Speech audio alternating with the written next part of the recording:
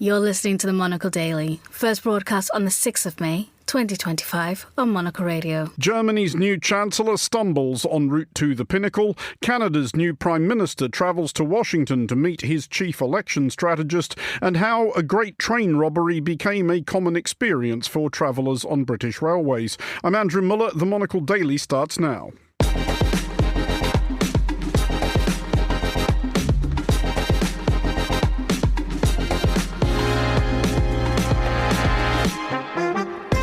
Hello and welcome to the Monocle Daily, coming to you from our studios here at Midori House in London. I'm Andrew Muller. My guests Berchu Urschulik and Gregory Scruggs will discuss the day's big stories, and we'll speak to the ornithologist Tim Birkhead about his new book on the curious immortality of an extinct bird species. Stay tuned, all that and more coming up right here on the Monocle Daily.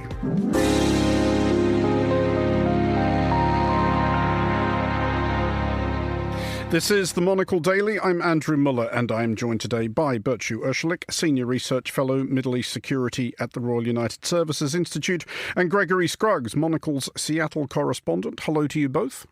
Hello. Good afternoon. Gregory, you, first of all, your first time here in person on the Monocle Daily. As regular listeners will have assumed, we have made you wear the owl costume, which I know is uncomfortable, but second time out, we'll let you sit in a chair. But aside from being Monocle's Seattle correspondent, do please introduce yourself. How did you get here? Well, I did not take a train today, but we'll talk about that later on toward the end of the show. I'm based in Seattle, covering much of Western North America for all things Monocle. And had some personal travel, took me to Ireland over the weekend, to Dublin, and thought I would tack on a visit to London in order to meet the lovely team here at Midori House. Was it your first time in Dublin? It was. And how did you enjoy it? Because lots of cities are fun places to go the first time. Dublin is a fun place to go.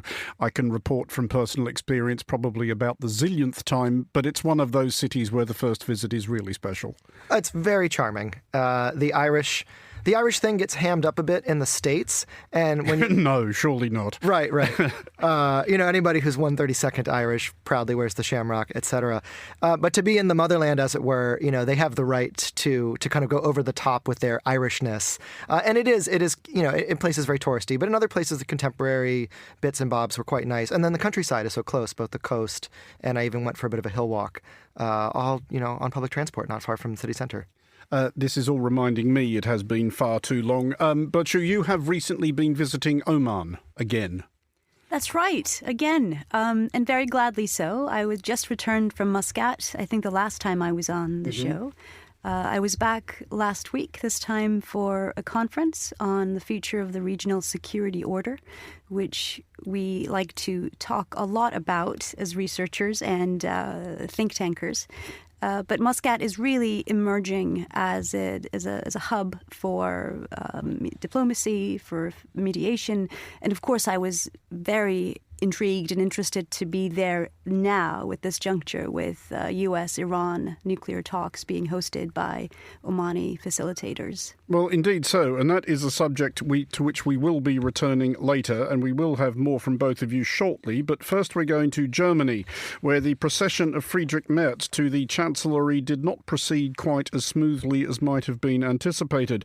Merz fell narrowly short of a confirmatory majority in the Bundestag at the first time of asking, an embarrassment without precedent in Germany's modern history.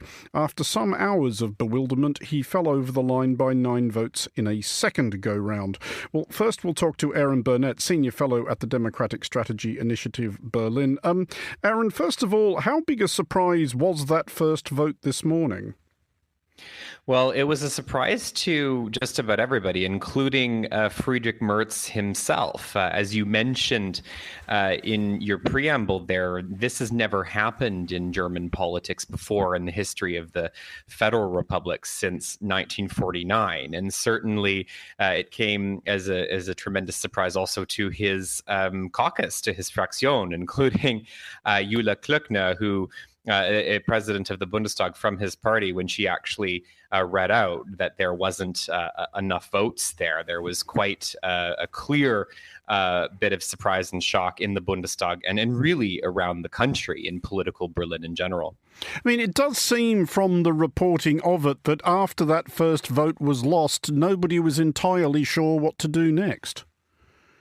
That's true, because again, it's never happened before. And actually, the only reason why, we actually have Chancellor Merz today at the same time is because opposition parties, including the Greens and even the Left Party, allowed for certain procedural processes that would normally have to happen to simply be bypassed for a very quick second vote. Normally, it's you have to have a second vote up to 2 weeks later. So no one was really sure what was going to happen for a period of time. I mean, remember, originally it was thought that Friedrich Merz's trips to both France and Poland, scheduled for tomorrow, were going to have to be canceled because, he wasn't going to be chancellor, and no one really knew how long it was going to take to confirm him. So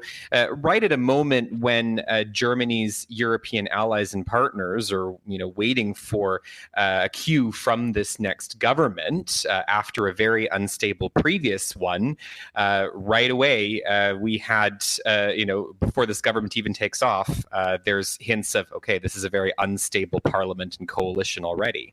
Well, indeed so. It is a secret ballot that the Bundestag undertakes at moments like this, but that notwithstanding, do we have any idea who tried to scupper him and why? I mean, not really. We do have one senior member of the CDU, Serap Güler, who is slated to become a junior minister in Merz's new government, who said that she suspected that there were people in both camps of the, Merz's own party, the Christian Democrats, who might be disgruntled with his leadership, and with social democrats who might not, in principle, in general, like their left-wing party, to really be doing a deal with the conservatives, who may have been disgruntled. She suggested that there may have been dissenting votes in both camps, and that very perhaps when the second vote came around, that some people had a change of heart. So that suggests that there is some suspicions that all is not right within Merz's own party, never mind just his coalition partner. But that really is speculation. It is a secret ballot, and how often are you necessarily going to have people within Merz's own party freely and publicly admit that they voted against their own chancellor and caused an unprecedented embarrassment to their party and their leader that has never been seen before in the history of the country. I'm not sure we're ever going to quite know who was responsible, but I wouldn't be surprised, given Merz's shaky leadership, even of his own party, and his very tight-knit circle at the center of it, if she may indeed be right. And Aaron, just finally, is this one of those things that everybody outside German politics is going to have forgotten ever happened by this time next week? Or does this put a dent in his credibility and his authority? I think that it does, actually. I mean, that is a good question. It could be either one, but I do think that it does send an immediate message, which is the so-called grand coalition between the Christian Democrats and the Social Democrats isn't so grand anymore. There is a message here that this is a very razor-thin parliament, even with a coalition between the two big parties, and it may send a message to parliamentarians of any party that any one of them by themselves may have a certain amount of bargaining power to extract concessions from this particular government that they wouldn't normally have, right? I mean, normally you would have a much larger majority that would be able to ride out any, individual dissenters. That may not necessarily be the case in this particular parliament. So it's possible that we are going for a very unstable coalition and an unstable razor-thin parliament at a time when the far-right AfD is already tied with the Christian Democrats at the top of the polls at around 24.5% in one that I just saw released today. So I'm not sure that it will be forgotten quite so quickly. Aaron Burnett, Senior Fellow at the Democratic Strategy Initiative, Berlin, thank you for joining us. We'll bring our panel back in, Bertu Urschlik and Gregory Scruggs, and we'll move on to Washington, D.C., where US President Donald Trump today welcomed Canadian Prime Minister Mark Carney, who is in the curious position of being a political opponent of Trump and yet owing him his job. Earlier this year, the Liberal Party that Carney leads looked to have roughly the same chance of winning re-election as the Ottawa Senators do of lifting the Stanley Cup in our lifetime. That was before Trump started fantasizing about annexing Canada to the United States and deriding Carney's predecessor as Governor Trudeau. And why, yes, there will be more on Trump's peculiar genius for getting centre-left governments elected in this Saturday's edition of The Foreign Desk, midday London time. Here is some of today's chat from the Oval Office.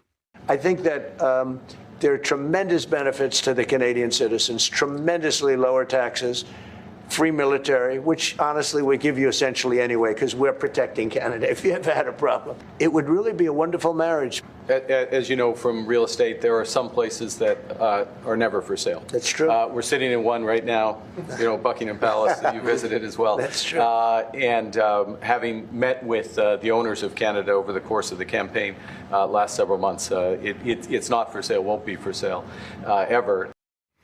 Mark Carney and Donald Trump at the Oval Office a short while ago. Greg, do we at least hope that Carney had the sense of humour to take a big bunch of flowers to the White House in order to say thank you?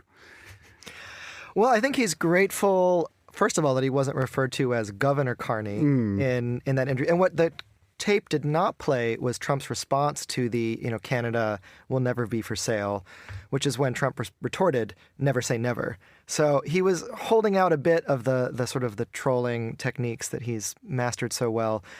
But I think Trump respects those who win and win handily. And whether he has the presence of mind to appreciate that it was his own bellicose politics that tipped the scales in Carney's favor, he appears to respect Carney because he won with a sizable mandate. It is extraordinary, Bertu, that the Liberal Party, if you look at the polls, as I'm sure people have incredulously from time to time, they were nowhere when Trump was sworn back in January. They were absolutely dead and buried, and the Canadian Conservatives were thinking all we have to do is show up, and then Trump starts wittering about the 51st state. But as Greg points out, he has been much more deferential to Mark Carney, even addressing him as Prime Minister, not Governor. Why do we think that is? I think there is an aspect of, Trump likes a winner. And so there is that aspect of the bilateral ties that's relevant. At the same time, there's so many fires globally that Trump has to put out somehow.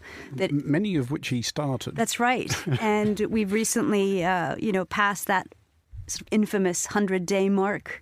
And President Trump and the White House don't really have a lot to show for it in terms of those early wins that he'd promised on the campaign trail. So one aspect and one response to your question might be that, for example, he has a Middle East tour coming up next week. So there are these big issues, transnational issues and threats that the President Trump has vowed to address somehow and quickly, and he hasn't yet. So we're seeing also almost a policy consolidated of kind of U-turns, of making these big promises and then kind of circling back and trying to justify why that circling back was necessary. So it could be that he's distracted. He doesn't want to open up another front in the north. He's already talked about, Canada as the 51st state. And again, today in the Oval Office, he said, well, never say never. So he's kind of keeping that alive to an extent. But he also probably could do with one less problem.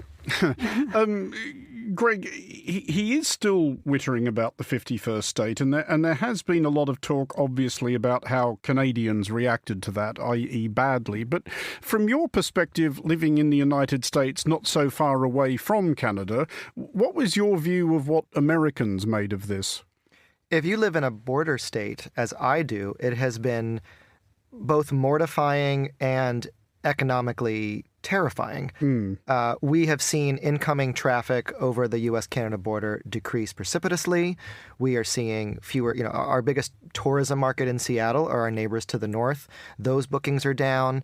The communities on the border, you'll do a lot of cross-border price shopping. So milk and gasoline are cheaper on the U.S. side. And those, or for that matter, you want to get your Amazon packages delivered, you get a postal box in the U.S., drive over once a month, pick up your packages, and save on the import duties. Those businesses are suffering tremendously to the point of rolling out the kind of apology tour technique that... And you're seeing that even as far south as places like Palm Springs, Myrtle Beach, sort of favorite snowbird destinations for Canadians that are, again, on the apology tour, the shoes on the other foot, right? And putting up the maple leaf in big, bright red and white bunting to try to lure Canadian visitors back. But just finally on this, Mark Carney lived in the United Kingdom for a long time. He was governor of the Bank of England. I'm just wondering if perhaps he might have picked up something of the great British lexicon of passive-aggressive double meaning. He went to the White House and beamed at Trump that he was a transformational president. And I was reminded, as I have frequently been told by various British editors or other commissioning types, that yes, your ideas are interesting, which is, of course, the British way of saying this is terrible and you're an idiot.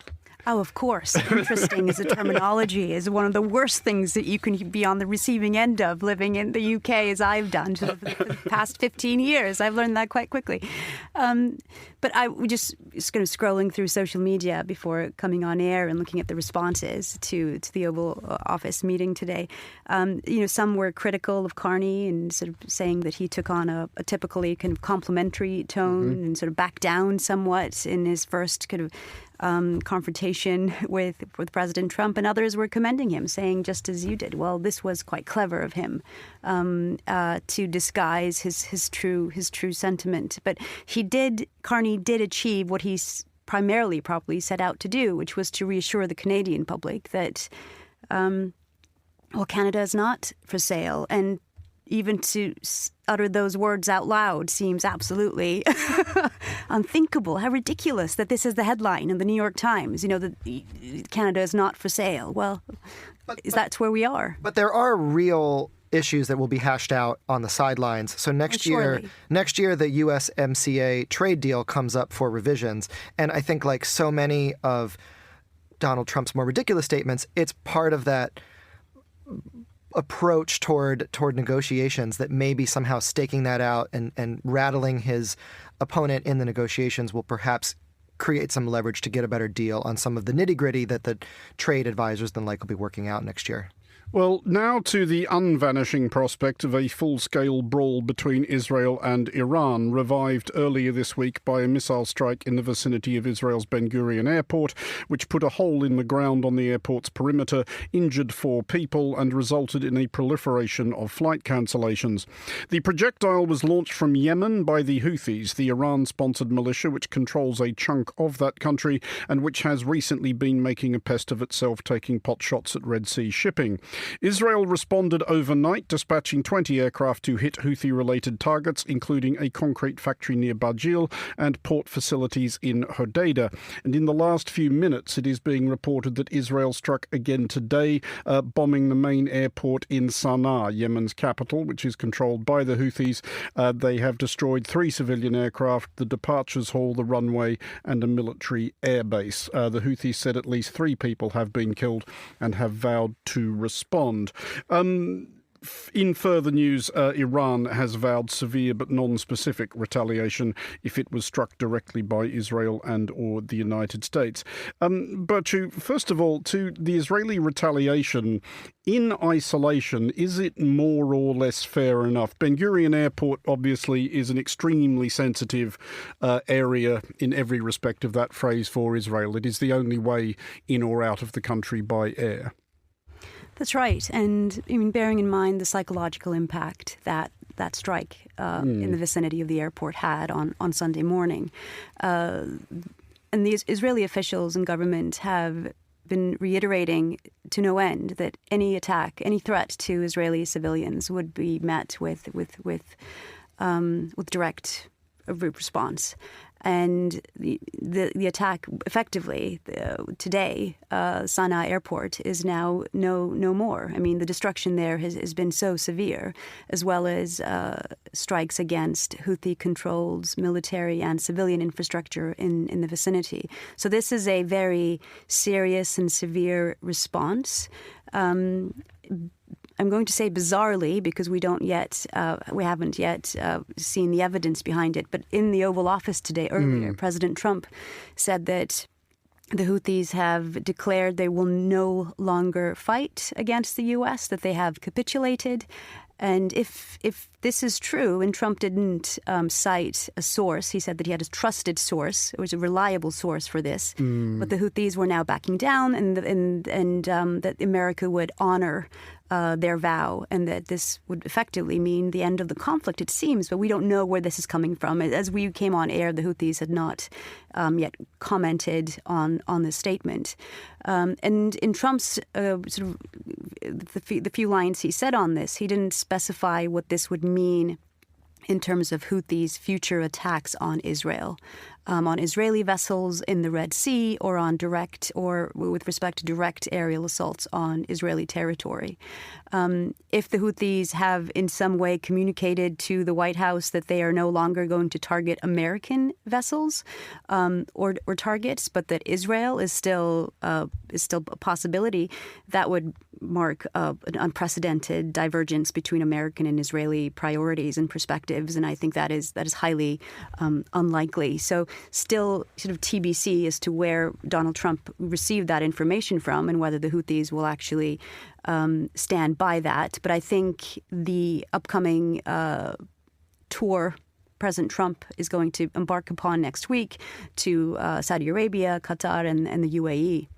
This is significant, and Trump will want to be in the region in a moment where he can celebrate sort of de-escalation and take responsibility for that. He doesn't want to be going into a live war zone across the border from Saudi Arabia. And President Trump also, I think, mentioned earlier today that he had good news to announce ahead of his trip. So quite mysterious as to what this could mean. Some sort of suggestions, of course, in terms of good news on the U.S.-Iran nuclear talks, potentially Gaza, although that doesn't seem likely given the severe escalation there in terms of Israeli military planning.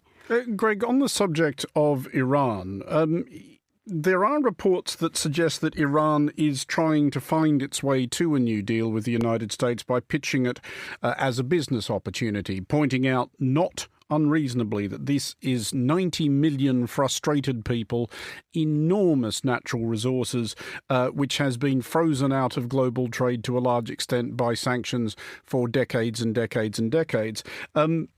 That's not inaccurate. Iran is a huge opportunity. It has, arguably wasted the thick end of half a century under the present regime. But is that the kind of pitch that could imaginably appeal to Donald Trump?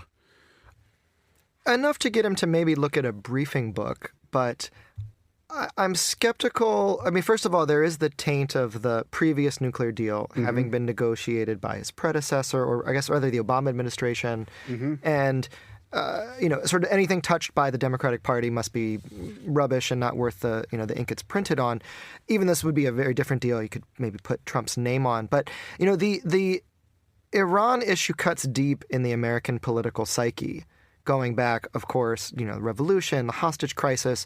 So there's a lot of sensitivity around, especially in the Republican Party, any kind of dealings with Iran that are amicable, diplomatic. I mean, there is this bit of sort of devil on his shoulder, angel on his shoulder. There are still the neocon elements of the Republican Party that do see military engagement as the only way to deal with, quote unquote, the Iran problem. But then there is the more isolationist wing that does not want to get entangled in any more foreign wars, and that's why they got on the Trump train, as it were. And I think his sympathies lie more with the isolationist approach, and so maybe striking a quote-unquote business deal would be a way out of the mess. But the more American presidents meddle in the Middle East, the worse the outcomes often tend to be.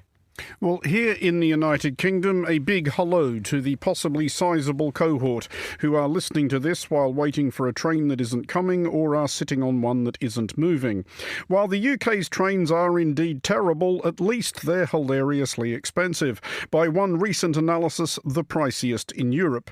Listeners in countries with better run public transport, i.e. almost all of them, and who fancy a good gloat, are commended to the subgenre of British journalism dedicated to pointing out such absurdities as, and these are genuine examples, the fact that travelling from London to Edinburgh is about 30% cheaper by air, changing in Budapest, than getting the train, and similar savings are available from Bradford to Aberdeen if you fly via Gdansk. But are these articles entirely fair, or dynamic pricing is what it is. You can always have a bit of fun with it if you go looking for something ridiculous. I think it can be sometimes fun, and I've done this when I've had a few moments to spare, just out of curiosity. But in reality, it's not very convenient to, take the train all the way to the airport and then wait Indeed to board not. and then take off. And there are costs associated with the train travel to the airport itself. And so, no, it's not entirely correct, is it? It's how you play with the numbers. But what I did come away from looking at these stories was how being flexible is a privilege, because it's time, really, isn't it, that we're paying for? Because if you are to book your train ticket months or even weeks in advance, then the savings are there. They're considerable. So you wouldn't need to be flying via Budapest. But it's the flexibility is what drives up the cost, I think. If you need to take a train tomorrow to Edinburgh, that's expensive. And so that's from a kind of from the perspective of spending and income, and that income gap, really, I think that had me thinking about the privilege of time and what that costs. Greg, you, of course, come to this story as somebody who lives in the United States, so you must think British railways are just amazing. I do look at the rail network with some amount of envy. The mere fact of having trains is not something to take for granted.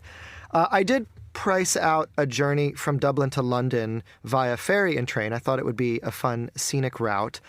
But the cost was prohibitive, and I ended up flying instead. Although the RAF delayed us yesterday's flyover for Victory Europe Day did freeze the airspace at Heathrow. So there are trade-offs. I do wonder that Irish Sea ferry crossing is a crapshoot as well. Is it now? That can be quite the ride. Yeah. Well, especially with the winds we had yesterday.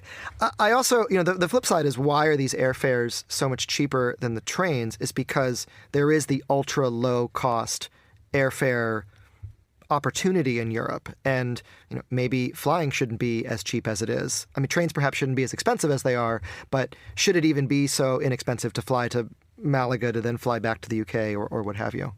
I mean, I want to try and conclude on a somewhat upbeat note, because we are at Monocle big fans of rail travel. It is a really nice idea, and when it works, it is, I think, the most civilised means of getting from place to place. So, Bertu, first of all, is there a particular rail route you really like, or a particular place that you just think does trains really well and wish that everybody else could do the same? Gosh, I think I will be quite nostalgic and say that my preferred route is a local one, UK specific, and that's from King's Cross to Cambridge, where I was based for a long time, and that was my first the reason I moved to the UK was to study at the University of Cambridge, and I sort of have very romantic memories of that when probably I felt a bit younger as well. I mean, that's usually a relatively stress-free trip, that one. Although you can fall victim, Greg, to the thing that I I don't think it exists anywhere else in the developed world that British rail operators on intercity trains will just sell as many tickets as people want to buy, like with no reference whatsoever to how many seats are actually on the train. It is not unheard of for people to end up standing for, journeys of several hours, which is just bizarre, and I don't understand how it's allowed to happen. I mean, I've taken such journeys in China circa 2010. I don't know that that's the aspiration of British Rail these days. I mean, the easy answer to your original prompt would be something like the Shinkansen in Japan, but that's also the too easy answer. I will stick up for American Rail to an extent. I've done some long distance train travel on Amtrak, which can be quite lovely and sociable, and some. See, I've genuinely landscapes. always fancied that, but haven't done it. Which one would you recommend? Oh, the Empire Builder for sure, and they have great names too. They do have the Empire Builder that goes from Seattle to Chicago via Glacier National Park and Montana. And then you get into the prairies. It's lovely, and I will say there's talk of privatizing Amtrak, which is a national rail company, as part of our current zest for privatization in the U.S. And there was a warning to look at the British rail model as a white paper that said maybe privatization not all it's cracked up to be. Well, I mean, just as a final thought on this, Bertru, that is of course being reversed. The first privatized franchises will be renationalized this year. Into what is going to be called Great British Railways. Are you optimistic that this is going to make the least difference to anything? I'm not feeling very optimistic about many things these days, and I don't think train travel is one of them either. But just on a final note, I suppose, I don't find that budget airlines necessarily are very cost-effective either sometimes. Again, it depends on where you're going and when and how much time you have in advance. So I feel as though we're at a moment where travel, unfortunately, is becoming a bit trickier and more expensive. But that doesn't really hit the mark on your optimistic note, Andrews. I apologize. It doesn't. No. I look forward to everything. I look forward to a return visit to take the Caledonian sleeper service to Scotland. I've heard it's tremendous. Oh, that is lovely. That is really, really lovely. There you go. That's the upbeat we wanted. Bertru Ozhelik and Gregory Scruggs, thank you both for joining us. Finally, on today's show, on June 3rd, 1844, 3 Icelandic fishermen, John Branson, Sigurdur Isleifsson and Ketil Ketilsson, clambered onto the volcanic islet of Eldey, about 13 kilometres adrift of the country's southwest. They found 2 unusual birds incubating an egg. They throttled the 2 adults and trod on the egg in the struggle. And with that, the great auk ceased to exist. The great auk is regrettably far from the only species to have been rendered extinct by human greed, ignorance and/or foolishness, but it has exercised an unusual grip on the imagination since. Its story is told in a new book, The Great Auk, Its Extraordinary Life, Hideous Death and Mysterious Afterlife, by the ornithologist Tim Birkhead. I spoke to Tim earlier and began by asking if this was one of the first times humans understood that we could destroy a species. Absolutely. And that happened in 1859, which was several years after the great auk had kind of formally been extinct. But it was 2 ornithologists from Britain going to Iceland, which is the great auk's last known breeding site, and realizing that it was humans that had brought about its destruction. And for them, that was a pivotal moment. They were John Whalley and Alfred Newton. John Whalley sadly died shortly after they returned from that trip, but Alfred Newton carried the flag thereafter, recognizing that because humans could be responsible for bringing about extinction, he needed to do something about it. And just at that time, shooting seabirds, sitting ducks almost, at colonies was a kind of popular pastime. And at Bempton Cliffs on the east coast of Yorkshire, people came from Sheffield and Manchester simply to shoot seabirds. And Alfred Newton decided that it was time to make a stop to this. Claiming that other birds, pheasants and so on, had got a closed season. Why wasn't there a closed season for seabirds? And so he brought about the Seabird Protection Act in 1869, which was really the beginning of serious bird protection in this country. It's almost always a mistake to judge the behaviours of the past by the standards of the present, but nonetheless, you must have felt a certain frustration with your predecessors in the ornithology racket, because clearly their own researchers contributed to the demise of the auk. That's the sad irony of all of this. So initially, the great auk was incredibly abundant. There was a colony on an island called Funk Island off the Newfoundland coast where there were hundreds of thousands of pairs. And they were slaughtered initially for meat, but later for their feathers to stuff mattresses and so on. And they went extinct in 1800 on Funk Island. So the last remaining birds were in Iceland. And from about 1800, that was the kind of beginnings of ornithology. People recognized that to do ornithology at that time, you needed specimens because the focus was entirely on how birds looked and how they could be classified. And to do that, you needed a specimen in a drawer. So suddenly, the small number of birds in Iceland became the subject of collectors' passions, people from museums. So it was scientists that brought about the final demise of the great auk. Very sad. The book also does get into, and this is actually where the tale becomes even more extraordinary, the sort of afterlife of the great auk, because auk relics, auk feathers, auk bodies, auk eggs especially, seem to have had a kind of mesmeric effect on a certain cast of collector. Well, certain cast of collectors, including people that ran museums, I mean, they are still anxious to acquire specimens. But the crazy thing about great auk relics is that the number of skins is no more than 80, the number of eggs is no more than 75, and these still go for absolutely extraordinary prices. So there was an egg that sold recently for over £100,000.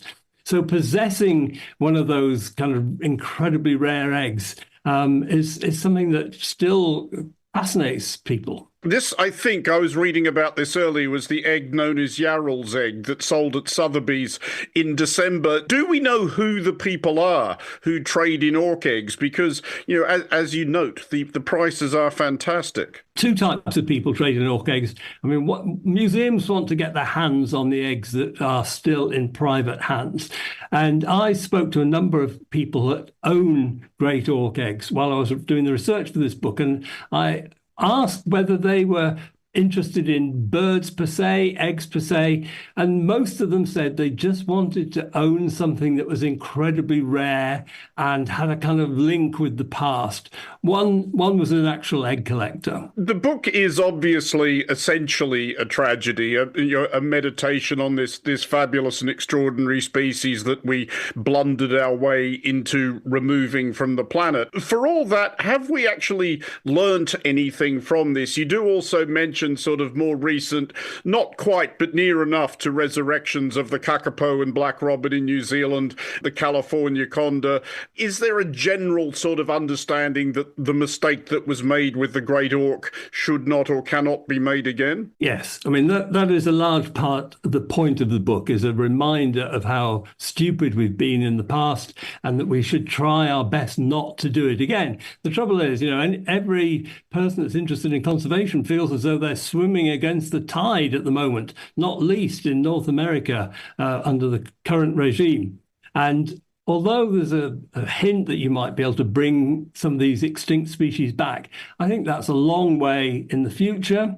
And I'm not sure it would be sensible to bring something back to de-extinct it, given all the threats that currently face seabirds in particular: oil pollution, overfishing, climate change, bird flu.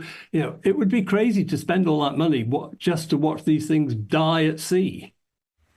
That was Tim Birkhead speaking to me earlier. Tim's tremendous book, The Great Auk, Its Extraordinary Life, Hideous Death and Mysterious Afterlife, is available now. And that is all for this edition of the Monocle Daily. Thanks to our panellists today, Bertu Urzulek and Gregory Scruggs. Today's show was produced by Hassan Anderson and researched by Francesca Jokes. Our sound engineer was Elliot Greenfield. I'm Andrew Muller here in London. The Daily is back at the same time tomorrow. Thanks for listening.